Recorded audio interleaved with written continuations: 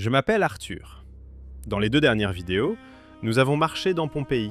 Nous avons vu le forum, les temples, les rues, l'amphithéâtre, la villa des mystères. Aujourd'hui, nous restons jusqu'à la fin.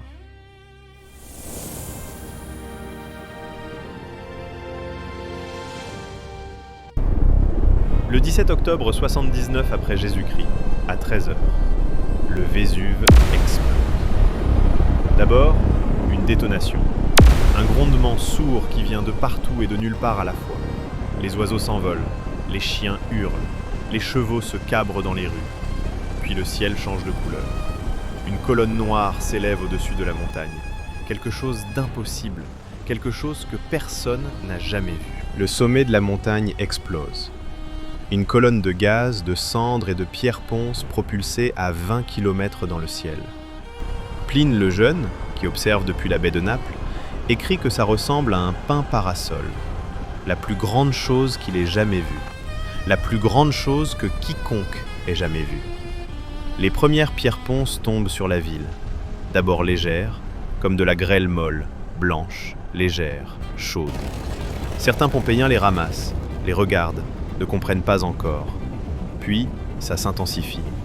Les pierres tombent plus vite, plus fort. Les toits commencent à craquer sous le poids. Les rues deviennent impraticables. Ceux qui fuient maintenant survivent. Ceux qui hésitent meurent. La différence entre la vie et la mort, quelques minutes de décision. Au forum, la foule se disperse en courant. Dans les maisons, des familles s'abritent croyant que le pire va passer. Dans la basilique, les avocats abandonnent leur dossier.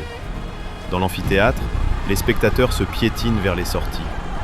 L'éruption continue toute la nuit. La colonne de cendres monte encore. Pompéi est déjà sous plusieurs mètres de pierres ponces. Les toits s'effondrent, les rues disparaissent. La ville s'enterre vivante.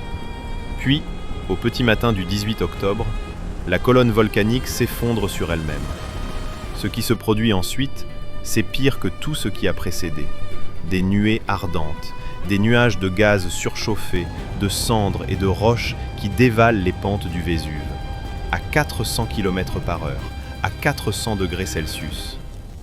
Herculanum est frappé en premier, sa population entière incinérée avant d'avoir pu faire un pas.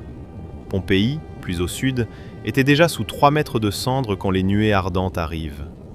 Pour ceux qui avaient survécu jusqu'ici, abrités dans les maisons, trop blessés pour fuir, convaincus que le pire était passé, la mort arrive à 400 km/h, instantanément, sans douleur, sans avertissement.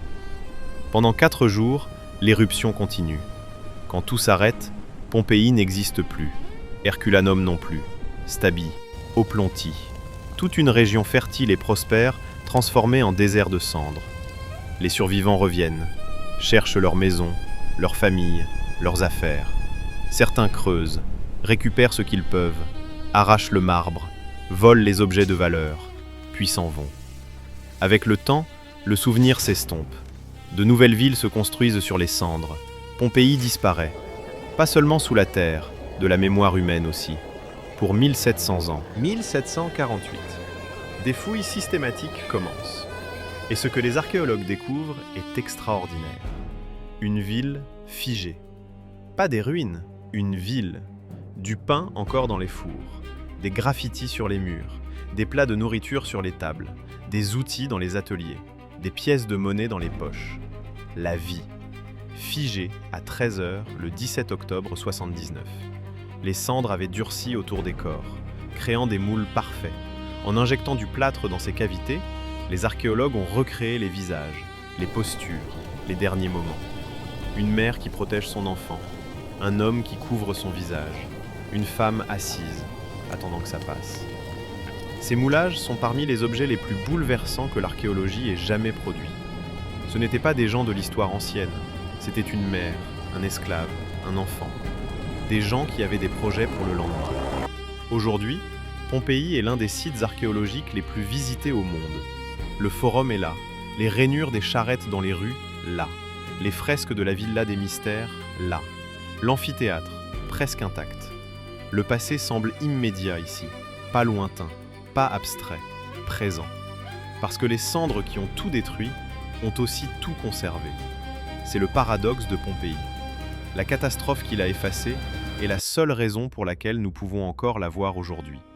La mort comme forme de préservation, la destruction comme capsule temporelle. Pompéi n'est pas une ruine, c'est un arrêt sur image. 3 vidéos, une ville qui ignorait qu'elle vivait ces derniers jours. Abonnez-vous à Histoire en images. Chaque semaine, une ville, chaque ville, une époque. Chaque époque, une vérité qu'on a failli oublier.